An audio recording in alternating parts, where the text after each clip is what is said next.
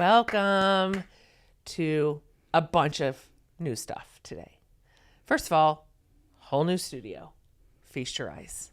This has been a deal. This has been a summer project. I love this place. I was just interviewing Hillary McBride, and she pops on the camera. She's like, ooh, what am I seeing? It kind of looks like a sexy library or like a speakeasy. I'm like, that was my vision board, literally. So first of all, this is all super cute. Second of all, say hello to my friend, Amy Hardin. Hi. Hi. Oh, gosh. Oh, my. So get excited. If you've been listening this summer, Amy has been popping in to be my friend on a bunch of episodes. And we have had the greatest time. Welcome. Welcome to the circus. Thank you. What are we doing? I don't know. Yeah. We are new here. And I want to tell you, you're going to get to know Amy really, really well. So I'm having to force myself not to onboard every detail about you right this very second. But we've been friends for somewhere between 15 and 17 years. It depends on which one of us you ask. Longtime friends, longtime good friends. We have actually kind of grown up together. Hell, we were 30s. Yes. When we first met. Mid 30s? You had a baby. I had a tiny baby. And now he's 15. That's right. Which is how I can do the math. You're right. That's right. She has 4 sons. Much more to come on that. 4 sons. And we have 1 billion memories together that will just sort of drop on you as we go here. But I'm so delighted to have you here. I'm so happy that we're going to do this together. I have just told everybody who will listen how excited I am to be not just having a partner in the podcast, but having it be you. I'm just thrilled about it. I am excited. Yeah. I'm learning to differentiate excitement from anxiety. That's and good. I think this is excitement. Is that what it is? Go as deep as you can and see if you could locate it. Wait till you hear this episode, you guys. First of all, we're gonna do some other stuff, but we have a really incredible guest today, Cron. He's an Enneagram expert. And so for our very first episode, we're like, come on, talk to us. I am a textbook Enneagram 3. She is a textbook Enneagram 6.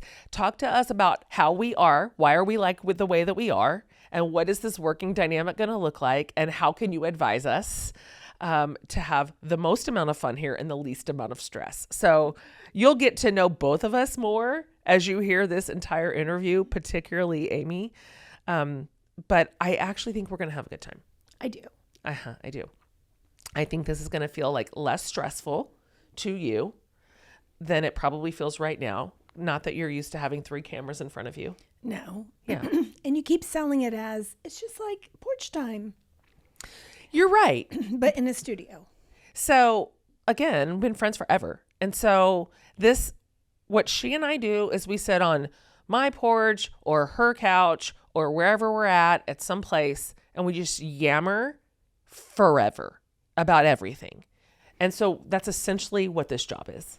You're qualified. Which is why I said yes. That's right. You're qualified. We're going to talk about important things. We're going to talk about nonsense. And that's our specialty. Truly. I've been preparing my whole life and I didn't know it. See? That's what I'm trying to say. You have credentials. And we do too, as a friend pair. And so anyway, I can't wait for you to hear our conversation with Ian because it was actually super helpful. But before we get into that, everything is fun about this. We are going to be rolling out some new segments that, we know you're going to love them, but even if you don't, we do. So really at the end of the day, that's really where it's at. And so we're going to have several. We're not going to do them all every single episode, but we're going to do them all the time. So let's do them. Let's go. Yeah.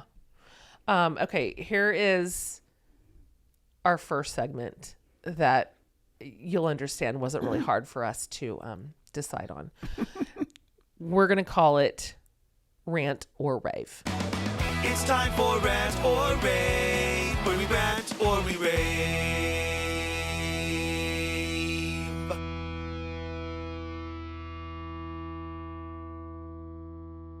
So, our producer's given us 3 minutes on the clock. We're going to try to stick to it. First of all, that's not our long suit. No. Brevity, yikes. Especially if it's a rant. Oh, God. Well, yeah. But today's topic, first one. Okay. Kids growing up and leaving home. Okay. Is it a rant or a rave? I have a quick question. Can it be both? Yes. Great. Okay. We make the rules. Oh, yeah. Oh, my God. That's correct. Except still only 3 minutes. Well, okay. By the way, my time has not started. So that was a clarifying question, and that was outside of my time frame. Okay. Kids growing up and leaving home for me is both a rant and a rave. So first of all, rave. Absolutely into it. I am not one of these precious moms who is like, oh, don't leave me. What will my life be? I'm the opposite of that. I'm Jana King. I'm like my mom, who's super close to Amy. I'm like, let's go, adults. I mean, adults. I say that very, very loosely, but Legal adults. whatever. I'm like, okay, it's time. It's time to be out of the home. It's time to buy your own toothpaste. It's time to spread your little fledgling wings. I'm all here for it. I actually love my young adults. I'm enjoying this phase so much. And I don't want them to live here forever. I don't want roommates. I don't want them to be my roommates anyways. And so big rave on yes to the children launching. Of course, I have 5 kids. Amy has 4. Of course, we want them to launch. They cannot live with us forever. No. Right? And then a bit of a rant, which is that those of you with youngs, with littles, and you're like, no, I'm going to cry. You can be fine. But also, don't worry if you do cry because they'll come back. They come back. They do. I've got one right now here. You do. Here that is of launch age. And I'm like, well, you're here still. Here you are. It was going to be a triage that got longer than a triage. I would like you to add to the rant/rave. I've intentionally not soft launched, just the distance was intentionally shorter in that we built a tiny house in the backyard. So my eldest was commuting to school, living in the backyard, using the side gate. So there was no coming back home situation. True to our 6 and 9 natures, we just very carefully put him in the yard. And it works out perfectly for everybody. He pops in every day. He says hi, hangs out with his brothers, but has his own life. Oh, yeah. So our expectations were perfectly met. I don't hate that. I mean, it's your life now, except it was unintentional. So I feel my plan was actually better. Yeah, I do too, to be honest with you. Now, how is that going to help you with the next 3? Well, that's an unknown. Okay. I haven't worked that. I haven't spreadsheeted that yet. That's right. But I will. That's right. I mean, you can't have 4 tiny homes in your backyard. I actually can. God, that's actually true. You could. They would fit. I'm on an acre and don't think I haven't platted that out. No, shit. You got to get rid of them. Some of them have to leave. They can't all stay. Well, someone will leave eventually. Okay. But I'm not opposed to 4 tiny houses because then rental income when they do finally leave. I see where your head's at. Like, you're thinking like a 3. You're thinking long term. You're thinking profitability. Like you've got a master plan. I'm rubbing off on you already. I can tell we've gone over 3 minutes, but I'm sorry. And I actually didn't agree to the 3-minute time frame. So I just want to say that wasn't my choice and I didn't co-sign on that. Okay. Here's where we're moving into. We're going to have a brief segment that we're affectionately calling Gen Excellence. time for a little Gen Excellence. You're really gonna love some Gen Excellence.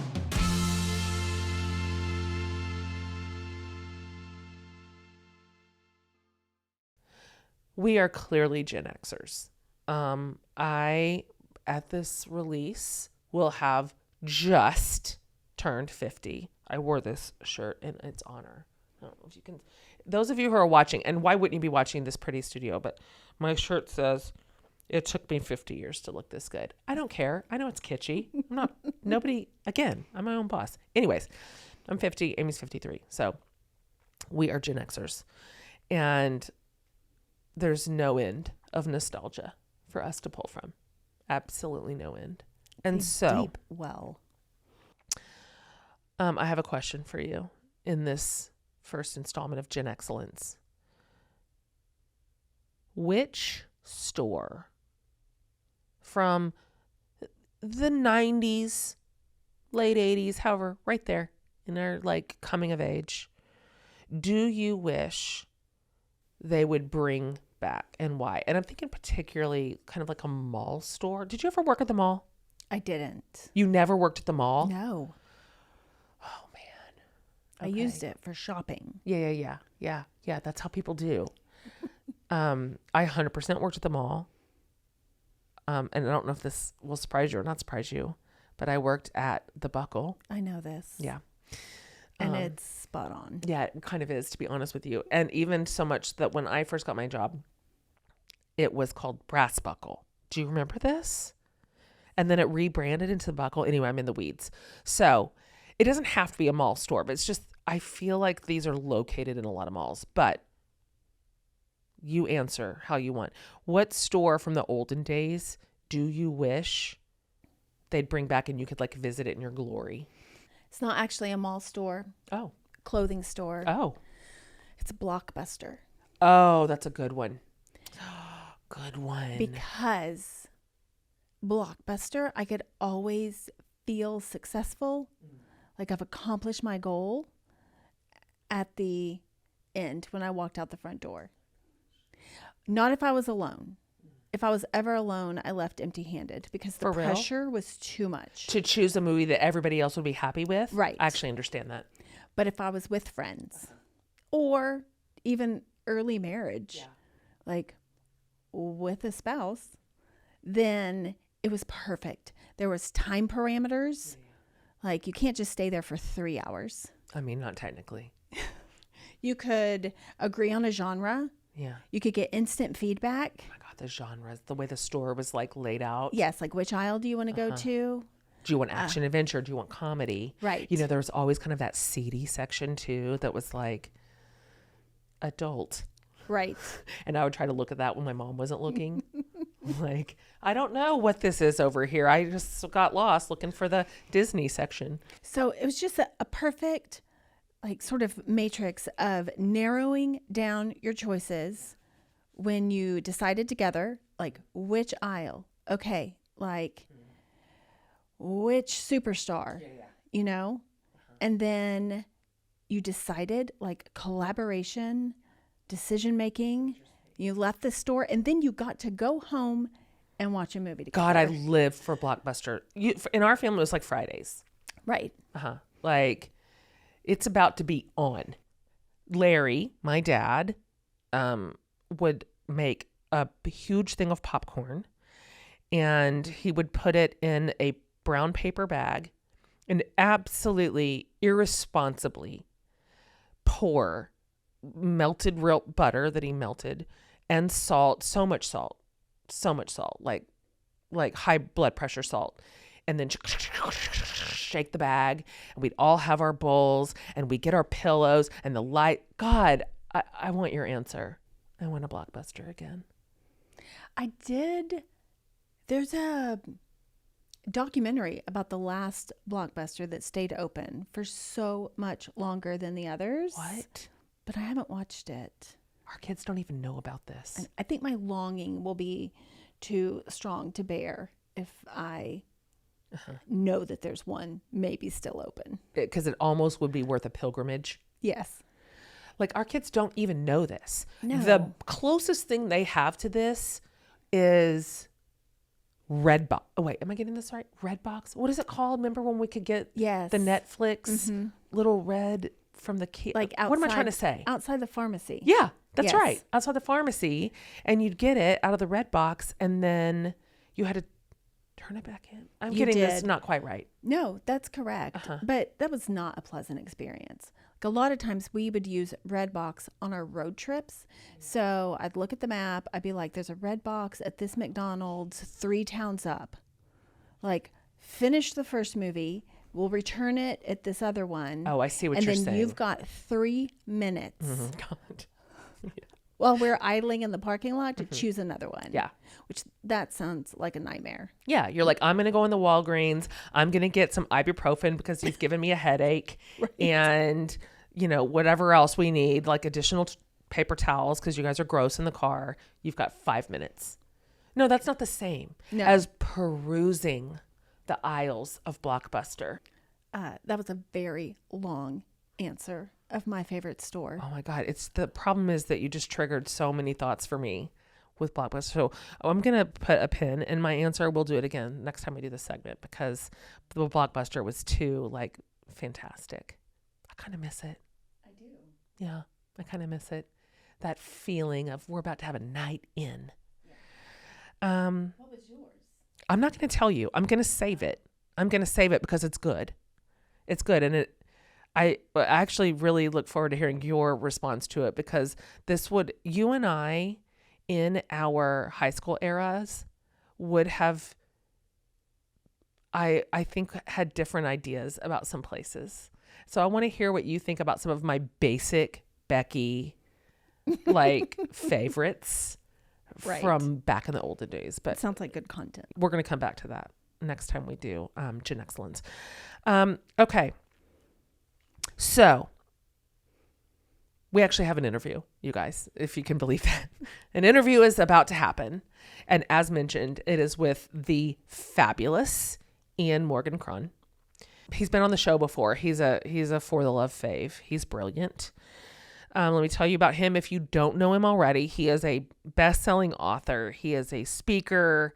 He is a psychotherapist. He's a songwriter. He's an Episcopal priest. Like, what the heck? He's like the Swiss Army knife of men. He's dynamic. He's amazing.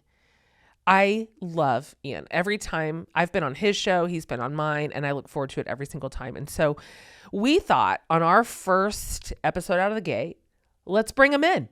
Let's have him diagnose us in our Enneagram types, which, as I mentioned earlier, 3, 6, pretty textbook, both of us. And so we're like, all right, Ian, talk to us about our issues. What could be some potential pitfalls for a 3 and a 6 in a working relationship? And then we also kick over to him. Okay, let's talk about our partners. Amy's husband, Brad, is a 9. My partner, Tyler, is a 7. So what do our relationships look like? And so anyway, as always, he is such a fascinating person, and I could have listened to him all day. Let me tell you really quickly about his projects. You probably know Ian best for his huge book, which is called The Road Back to You. I think that was actually my introduction to his work. And then The Story of You goes a step forward, taking you kind of through this really personal, pragmatic journey of your own typing. And then he also has a podcast, which is called Typology. And it explores all things Enneagram and his guests. It's fascinating. I never, ever get tired of a single interview that he does. And so, and then finally, he's got an upcoming book called The Fix. It comes out in January, and it is The Fix, How the 12 Steps Offer a Surprising Path of Transformation for the Well-Adjusted, the Down and Out, and everyone in between. And he uses another very famous, very well-loved tool, the 12 steps that come out of the recovery community, and applies them to all of us. So it's pretty amazing. He's pretty amazing. I loved this conversation with him, and I loved having it with you. And by the way, this is going to be a great way for you to get to know a little bit more about Amy. Because he's literally burrowing into what literally makes you tick. Yes. So I loved it. I did too. And you will too. So delighted to welcome back to the show the wonderful Ian Morgan Cron.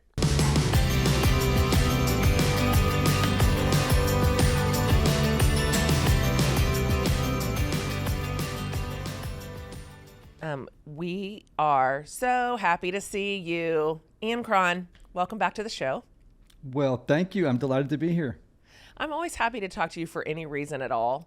And so thank you that every single time we call you and ask you to come into this world, you say yes. I don't know why you do, but I'm happy that you do.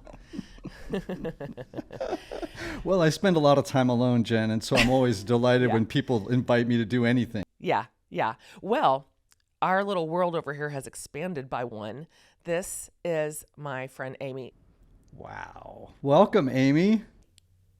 Hi. Okay. So we have been friends for a really long time and good friends, and our kids have kind of grown up together, and we have a lot of history. And so we thought, you know what? For our first real grown-up persons episode together, let's bring Ian in and let's hear what he has to say about this working dynamic, because as you have been prepped, and you already know this about me, I'm a textbook Enneagram 3, and this one over here, 6. Textbook. So we approach, I guess, all of life from 2 different angles.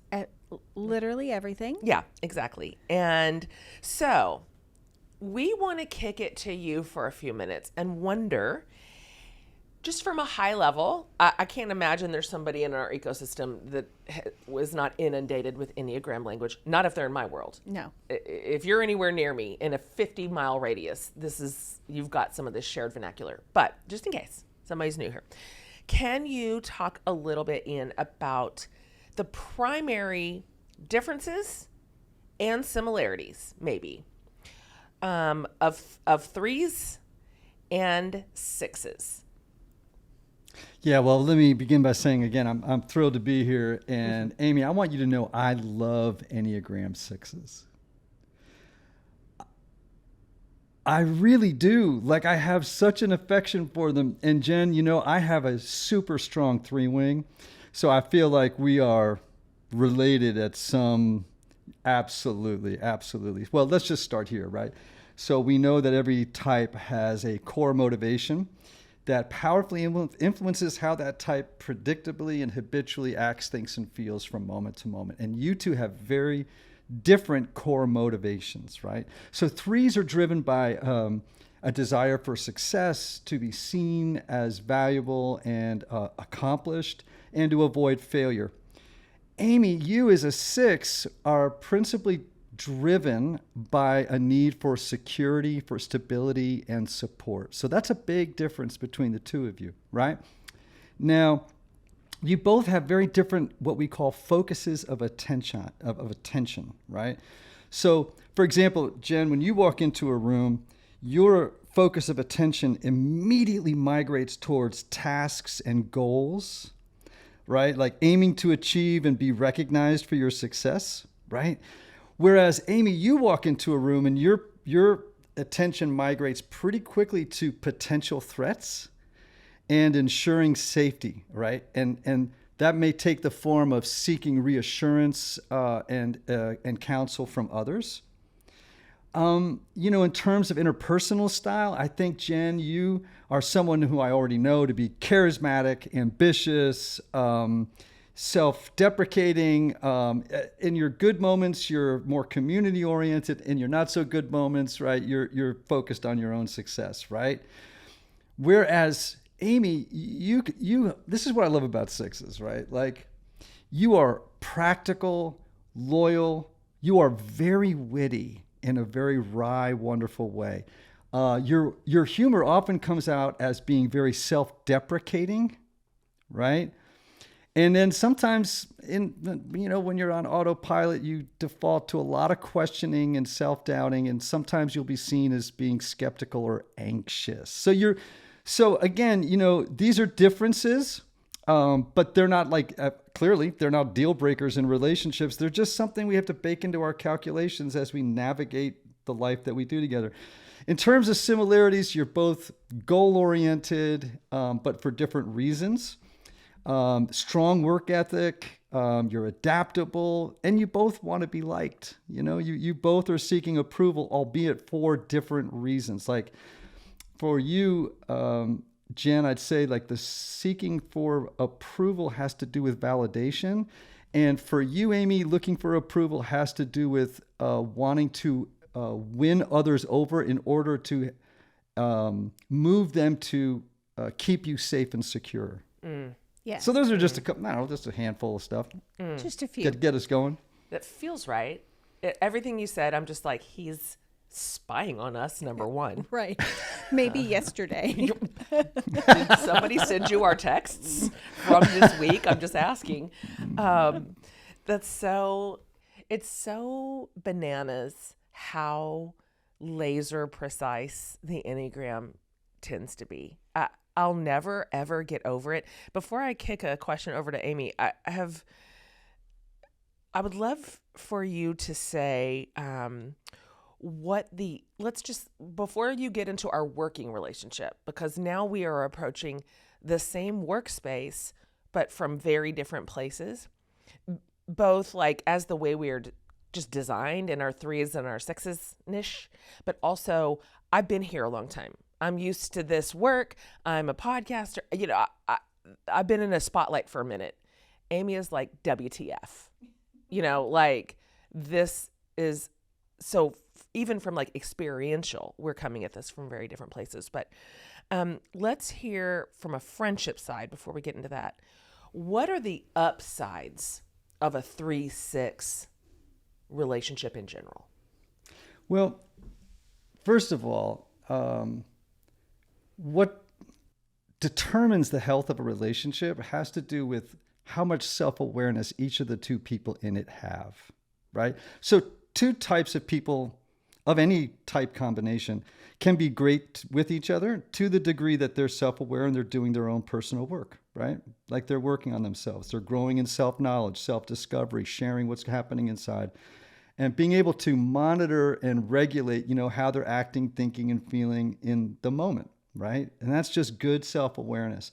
I think with 3s and 6s, like in relationships, there's always an energy exchange, right? Like whenever we're with somebody, there's an exchange of our internal energies. So I think the friendship exchange between a 3 and a 6 is really interesting and really beautiful. Like the 3's ambition and drive are tempered by the 6's caution and loyalty, right? And the 3 often motivates the 6 to take a lot of action and take risks that they normally wouldn't take and pursue their goals, while the 6, this is important, provides I call it tapping the brakes. Because for you, Jen, you're an assertive type. You're a driver. You probably think sometimes when you like we all do, that you're invincible and you can do anything, climb every mountain, rush every hill, do the whole thing.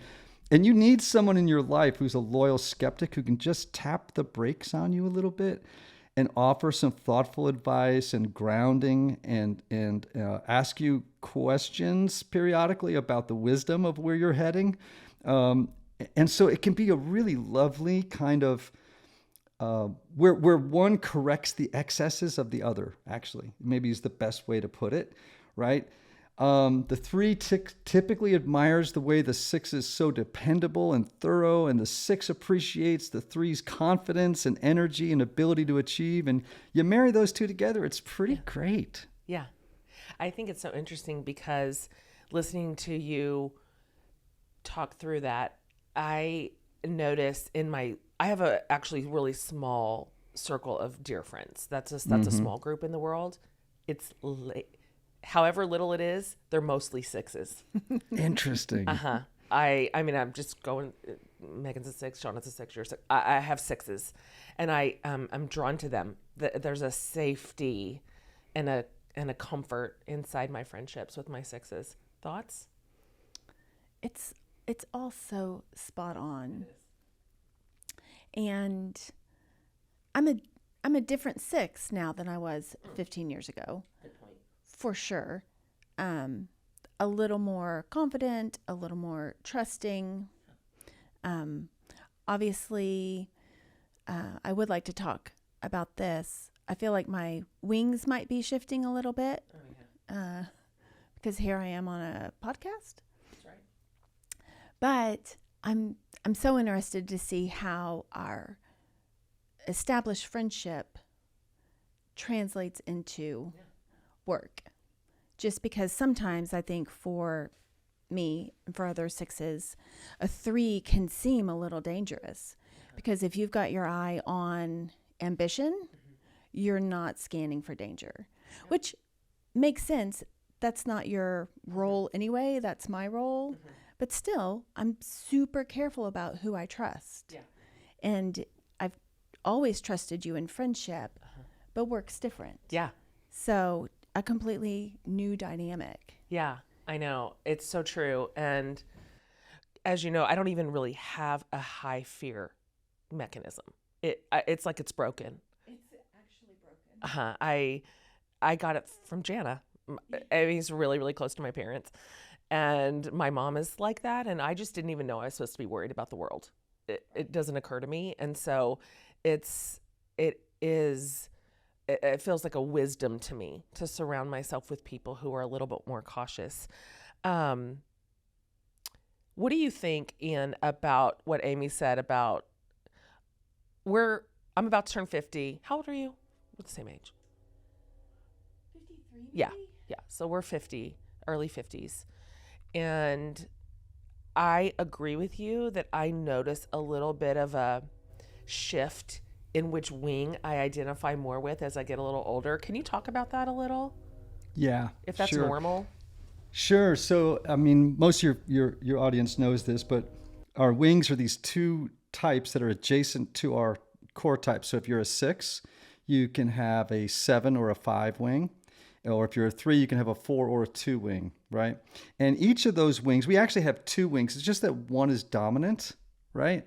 And I mean, part of the work of the Enneagram is bringing our wings into balance so that we're getting equal resources from both sides, but we tend to rely on one more than the other. Now, traditional Enneagram teaching says that in the first half of life, we have a dominant wing. So in my case, I was a 4 with a very strong 3 wing, wicked strong, okay? I will say at 60 now, 63 to be precise, that I am definitely migrating over toward more of a 5 wing. I spend a lot more time alone. I'm so comfortable and happy alone, as well as being with people. But I love my research. I love my writing. I love my work. So I do see where my 5 wing is starting to really blossom and flower in the second half of my life. And I think, Amy, you were referring to that earlier, right? If I were making a guess, I'd say that probably in the first part of life, you were a 6 with a 5 wing? That's right. Absolutely. Right. And my 5 wing helped to keep me safe. Yes. Yes, Because you absolutely. would cerebrally think of everything. I would research every Yeah. possible God, it's so true. scenario Mm-hmm. and then prepare. That's right. I loved Yes. it. Yeah, that's a classic combo, Yes. 6-5. Yes. Yes, and that 6-7, that 7 is going to bring out a more risk tolerant side in you. You're going to become more open to taking new risks, like being on a podcast, like 6s don't typically, particularly a 6 with a 5, would not like public attention very much. So to move to a 6-7, right, is like, because there's a kind of anxiety that sets in, right? Like I oftentimes say like about 6s that, because I have a 6 who says this to me all the time, that I suffer from pre-traumatic stress disorder. That's amazing. Oh, Yeah, my gosh. but that voice is getting quieter in you as you move over toward that 7 side, and you're going to be like, let's go for it. I mean, hey, let us go there. Let's try some new things. Let's be more. So your risk tolerance is going to go up as you move toward having a higher 7, and that's going to make for great new adventures for you. Isn't this so interesting? Knowing our types and our wings and our styles, if you were going to speak to both of us and say, Jen, this is what you need to be aware of when it comes to a working relationship with Amy. These are the blind spots that I will miss and to be aware of, and then to her as well, so that both of us are heard and we both feel really secure in this, not just this relationship, but in this endeavor. And you want to add to that question before he tells us how to behave?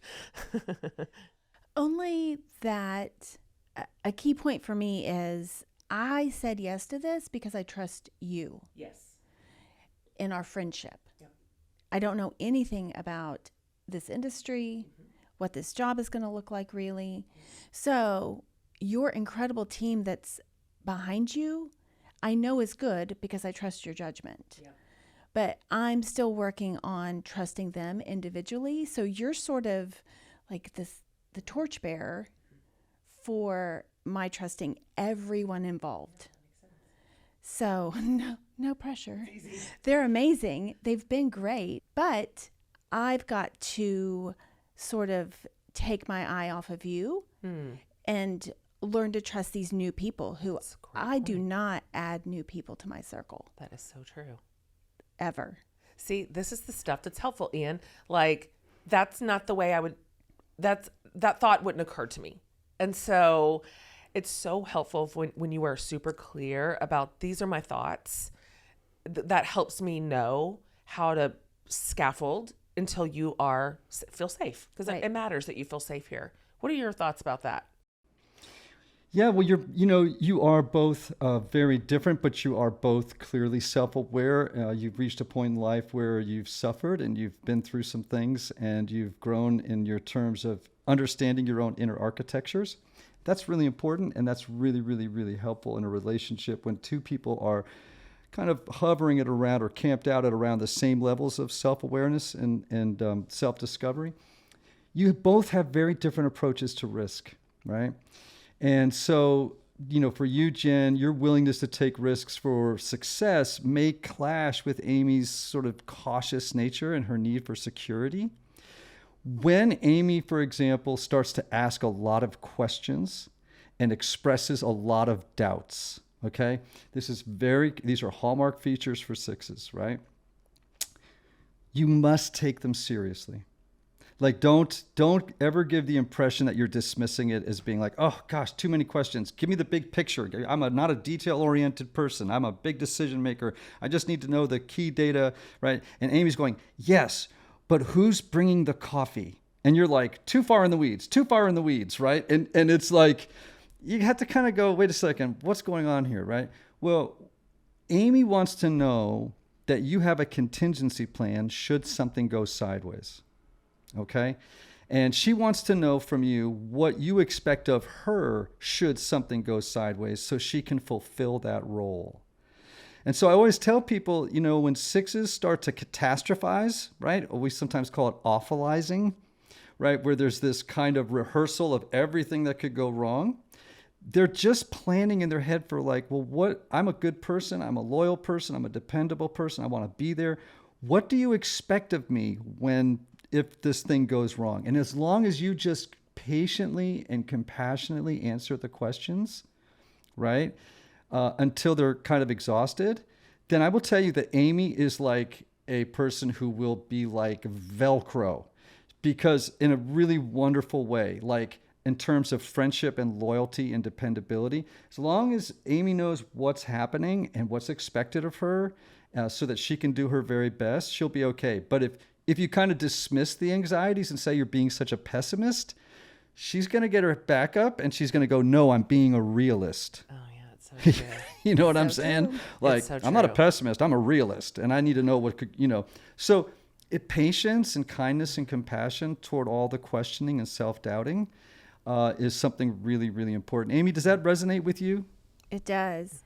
The only thing that's not familiar in that is because I haven't been in this business, because I don't know anything about podcasting, I actually am unable to catastrophize right now. Because you don't even know. Oh, what you good. don't know. Because I don't know what I don't know, which I've never intentionally put myself in this position in my life. That's true. But I think this might be a sign of growth.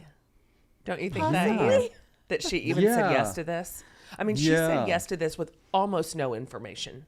I mean, because I trust you. Yeah, that's right. And so my knee-jerk reaction was, okay, you must know what you're doing. I sent her a text, and this was a few months ago, and I was like, I've got something I want to talk to you about.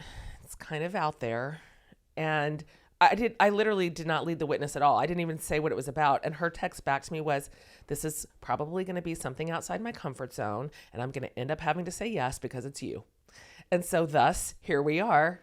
And it really is true that this was a reach for you to say yes to. Well, my follow-up was, and I'm probably going to ruin it. Oh, that's right. Say that. There's the catastrophizing. There it is. There it Oops, is. there it is. So, Amy, you know what's so interesting is you have used the word trust 4 times in this conversation so far. It's all I have right now.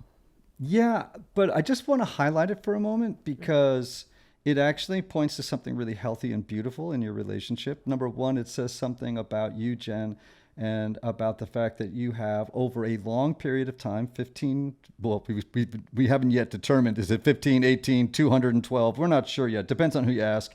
But the point is that you have exhibited consistency and reliability in Amy's eyes, and that you clearly have her best interest in mind and at heart, and she trusts that. And so that's a kudo to you for being the kind of person who, over a long period of time, and I say that again because that's how character is determined, over time, right? You can't tell anything about a person's character you've known for 4 weeks, but over 15 years, you have proven yourself trustworthy and dependable in her eyes. That's so beautiful, you know? That's so wonderful. And for you, Amy, I would say that your willingness to step out into this new venture is a reflection of growth. And, you know, I think part of it is just managing anxiety, right? The what ifs. What if this goes wrong? What if that goes wrong, right? Because anxiety is just a vague feeling of apprehension that arises without any grounds. You know what I mean? It's just in your mind looping unproductively. Yeah, you know what I mean, right? You know, and just recognizing too and reminding yourself, and you know, Jen, you can help Amy with this. Like, 6s have a forgetter about all the amazing things that they have overcome in their life and all the challenges they have risen to meet in the past. And they just need to be reminded, like, you got this, girl. Like you have this because you in the past have shown innovative thinking, wisdom, you're what you see is what you get kind of person. People love that.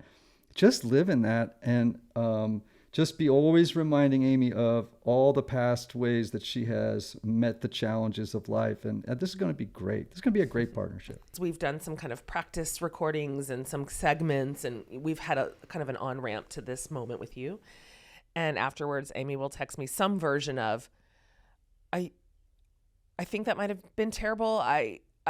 When is somebody going to tell me it was terrible? When do I get the feedback that it was terrible? And I have told her some other version every time of, the only way this isn't going to work is if you're not yourself. I'm like, you are the secret sauce, exactly how you are in your body, in your feelings, in your thoughts. If you can just show up and be your normal self, then this is going to be magic. I have this like the 3's confidence in everyone. I have enough confidence for you, for everyone. And so that comes really naturally to me because I find it so true. Like, what are you talking about? I asked you for a reason. You're hilarious. You are interesting. Your point of view is so unique and weird, and you're here for a reason. And so I'm willing to keep doing that for endless cycles, however long it takes, because it's easy to say because I believe it. That's beautiful. And you know, here's the beautiful thing about Amy. As a 6, Amy will be herself just about 90% of the time. The 10% Amy, you have to watch out for is when you're under a tremendous amount of stress and you're not feeling safe and secure. And then sometimes there's a temptation for the 6 to go to the low side of 3, where they can become a little deceptive, right? Or not entirely truthful, or they'll landscape the truth in order to ensure their own personal safety. It's a rare event. It happens when you're under a lot of stress and pressure. And if you can just spot it when it happens, then you can mitigate all the problems that it will cause if you go there. I think this is a perfect segue into our partners and their numbers, because I just now recognized that lower side of 3 when in conflict with a 9. And it's not pretty. You're correct. Her husband, Brad, is a 9. He's a 9 with a 9 wing.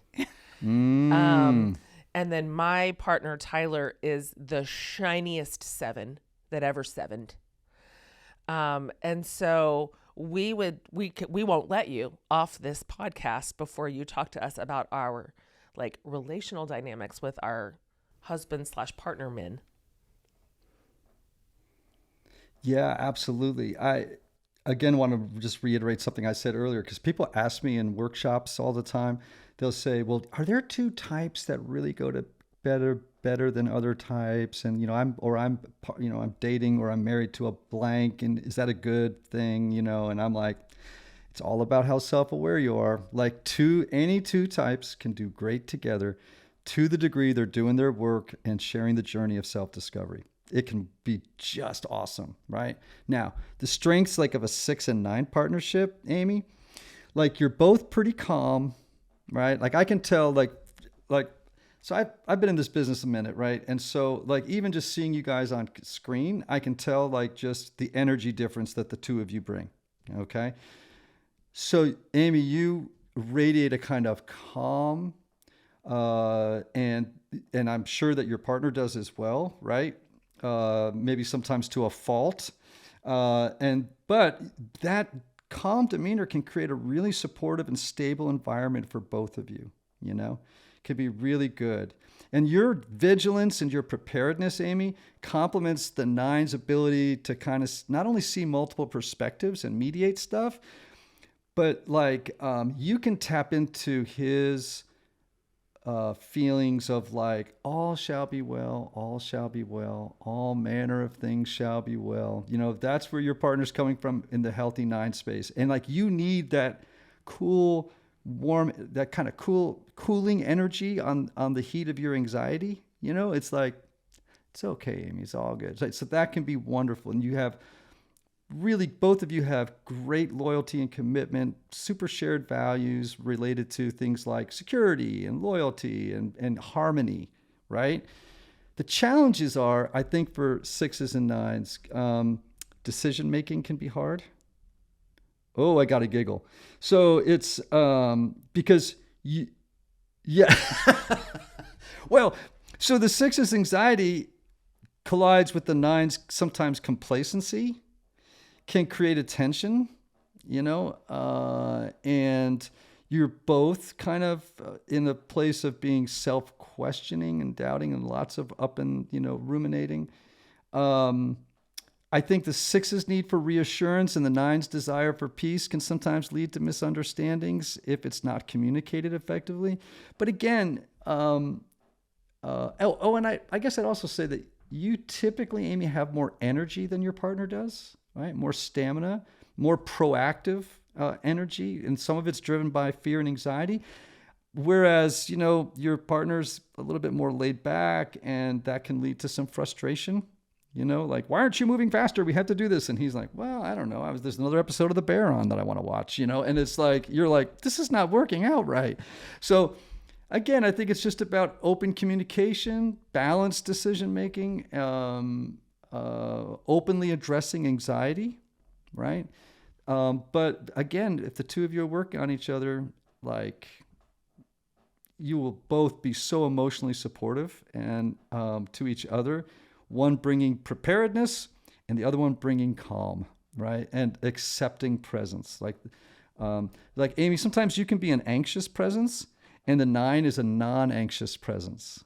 Right. And if you marry those together, like, remember I said earlier, like correcting each other's excesses, like you can, bring each other back to a cool middle. Now, 7 and 9, whoa. We got a lot going on. we got a lot lot. going on there. 7 It's and really 3. cool. Oh yeah. It's You mean also 7 and 3? Yeah. 7 and 3. I Yeah, mean, yeah. yeah. It's So high energy. it's high energy and enthusiasm. High enthusiasm. A lot of optimism and positivity going on. You are energetic, enthusiastic. You both have a sense of adventure that you bring to the relationship, which makes it really juicy and vibrant. I mentioned optimism. Sometimes maybe your partner's energy can border on what I call toxic positivity, like Yes. being a little like incautiously optimistic. You're both social and outgoing, typically. I bet when you two walk into a party, the power dynamic just completely changes in the room. It's Like a lot of energy. It's a unreal. lot. Yeah. Yeah, things are going to get real over here, people. It's going to be lots of laughter, lots of. You just bring a level of intensity, the two of you together, that is going to be very winning to other people, and like you'll be each other's biggest like cheerleaders. Now the challenges. All right, these can be hard. So I'll throw them out. Now, I know this isn't true of you because I've followed you for quite some time, but sometimes threes and struggles can struggle on the level of emotional depth. So diving into deeper emotional issues, like this probably doesn't happen a lot with a 3-7, but like when people press you for intimacy, it can be a little bit like enough, like this is too much too fast, or it's like I don't quite know this language as well as I should. So let's talk about goals, or what we're doing versus what we're feeling. Bless you. Yeah. Right. I think the two of you could have a work-life balance problem. If you're not careful, because that you have a workaholic tendencies when you're not doing well, and your partner's like need for fun and escape and adventure can his desire for fun and adventure meets yours for work, and suddenly there can be a little bit of what's the balance here? And I think you tend, Jen, probably to be a little bit more structured in terms of goals, whereas your partner's going to be more spontaneous, and that can affect like time management stuff, and frankly, you're both competitive. And so there can become kind of a subtle competition that breaks between the two, particularly if you're striving for recognition and success, But all that can be managed, right? And leveraged for something good. For me, self-awareness in a relationship has to do with this mindful ability to monitor and regulate my interior world as I watch it unfold, and as I watch it land on somebody else and how it's affecting them, and then titrating, and I just think that's emotional wisdom, right? Some people in business call it emotional intelligence. I mean, it's just knowing how to do the dance well that honors the other, and also challenges the other to grow in an appropriate way. He's nailed it. Spot on. Nailed it.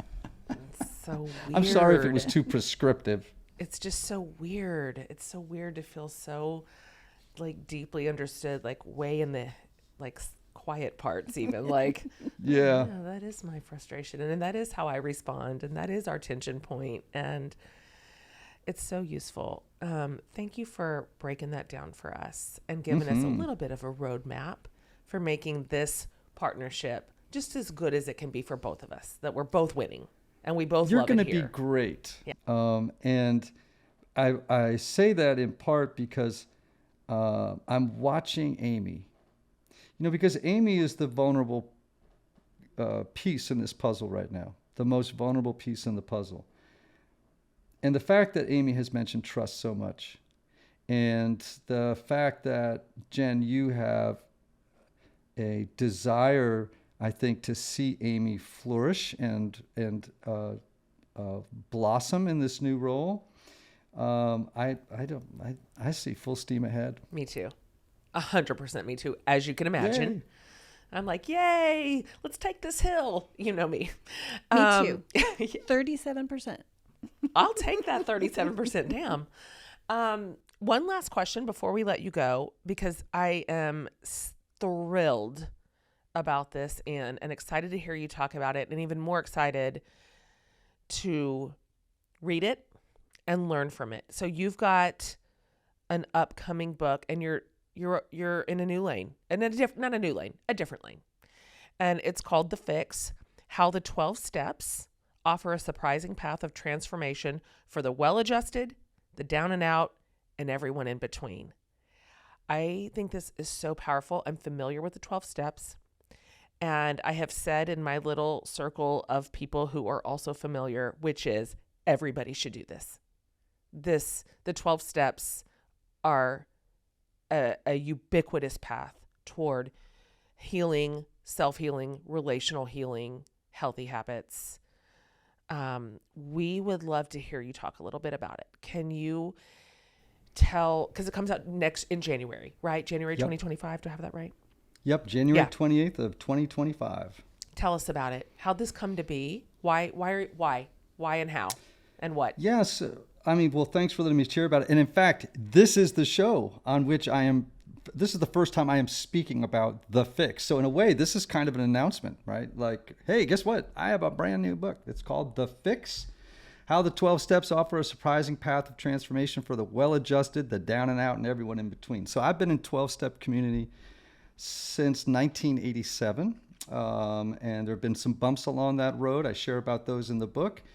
And what I have come to learn, particularly in the last 5 years, is that the 12 steps offer a program or a design for living that can be accessed by everyone, whether they identify as an addict or an alcoholic or an overeater or not. Like they're for general consumption. Like I would say that I just wish everybody was working a 12-step program, right?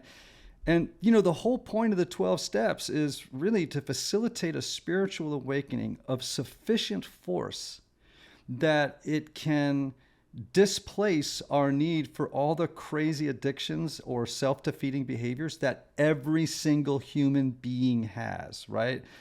So I'm just stoked to bring the wisdom of this program to a general population so that they can experience the same level of, God, I tell you, Jen, I go to meetings 4 or 5 times a week, and I tell you, I see transformation and miracles take place in people's lives as a direct result of working the steps that everybody could enjoy. And so I'm really stoked to ring my bell, and I'm definitely not giving up the Enneagram. That's what I love that, and I'm never going to give up my workshops and writing and teaching about it. But this is a passion project because, in the book I'm very transparent to the point that I wake up at 2 a.m. and wonder if I was maybe a little too transparent. I have pre-book anxiety. That feeling like, oh, maybe I went too far. Vulnerability, regret, right? But, there's a lot of personal anecdotes, and it does have a kind of memoirish quality to it, but it's also very practical so that people can actually do the steps and enjoy the benefits they can get from it. Ooh. I'm so excited. Same. Do you have some exposure to the 12 I steps? do, and I was looking at the info on the book last night, and my dad's actually 10 years sober. Mm-hmm. Hooray! He'll be 80 this year. Yeah. So that was a long time coming and a lot of hard work, and he's a completely different person. But I've always looked at the 12 steps as something other people need to do. And then just the cover art on your book sort of made me realize this is a tool that can be just as helpful, just as powerful as the Enneagram was when we first started learning about that, and self-reflection and how to grow and move forward in ourselves. Amends. Yes. Yeah. So I'm so grateful you've written this. Oh yeah. This is gonna hit hard.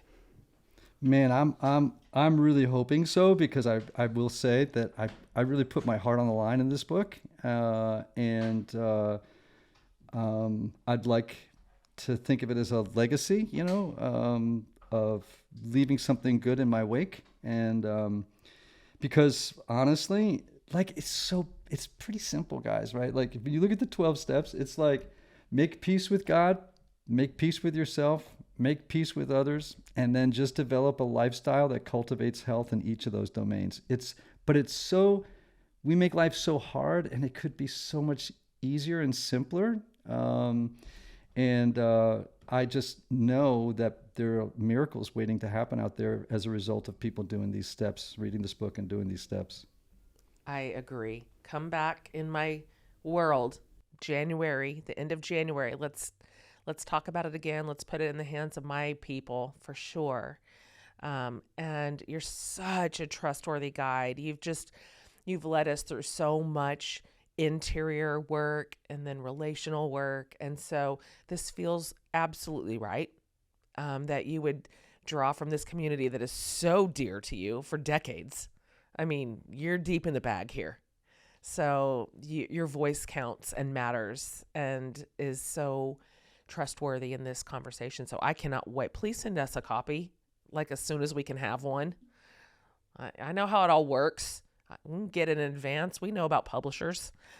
Also, thanks for being on today. Thanks for talking to us about us. Thanks for talking to us about us, said the Enneagram 3. Yes. But back to me. We love you.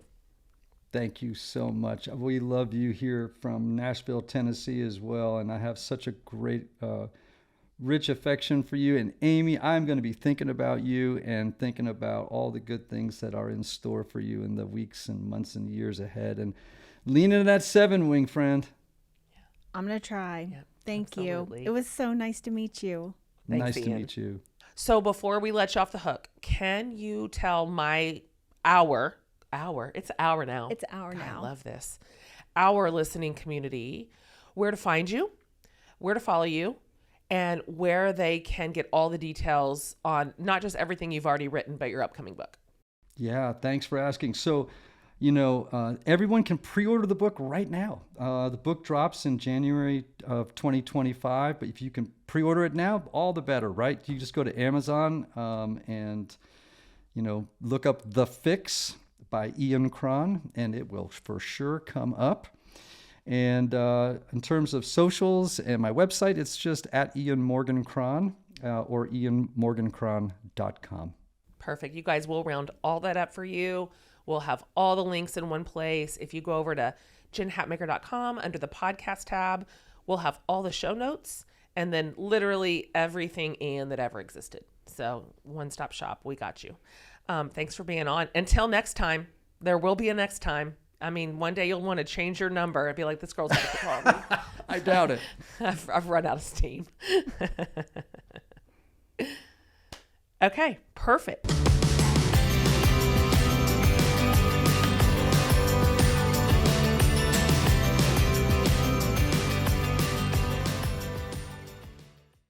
That was Ian. I mean, I love him. I love him. So insightful. Yep. Just nailed it. Nailed it. And for those of you listening, he's that smart about all 9 types. And so if you're like, ooh, me next, have him do me next. All of his work is so fascinating and practical, and he's got your number just as deeply as he has ours. And so if you go over to jenhatmaker.com underneath the podcast tab, I'm going to have this entire episode for you. By the way, if you have not watched this episode, I demand it, because you need to look at our new studio. It is a beaut. And by the way, we have new cameras, we have new lighting, we have new everything, and we look good, we look adorable. And so all of these episodes will be over on YouTube. You can watch them at any time. And we've got it's soup's cute in here. So I'll have everything Ian related over on jenhatmaker.com. I'm going to have the show notes. I will have links to all of his books, to all of his socials, to his upcoming book if you'd like to pre-order it. And one-stop shop for you. You're going to want to follow him on Instagram and Facebook for sure because he's such a great follow. He's just a great dude. So this was fun. This was fun. Here we go. We did it. And so we look forward to rolling this out for you week after week and putting it together because we love you and you're the best listening community on earth. All right, everybody. Have a great week. Have a great week.